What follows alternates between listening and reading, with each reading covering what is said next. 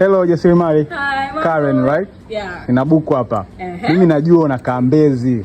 Nipangie hesabu yako wewe kwa siku Mbezi, unakula mlo asubuhi, mchana na jioni, unakulaje? Tupe hesabu Jasiriamali. Mbezi pale kuna mama anapaga vitumbua 100 au vitatu. Kuna vitumbua vya Karen, vitumbua 100. Vitumbua 6.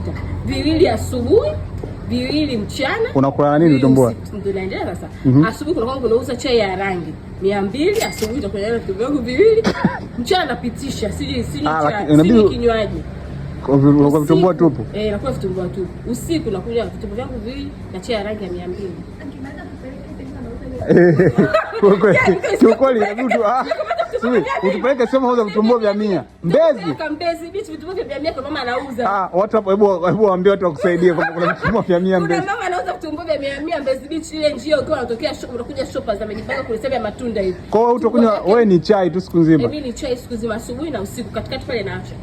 Haya, hongera. Wewe kweli Jasiriamali.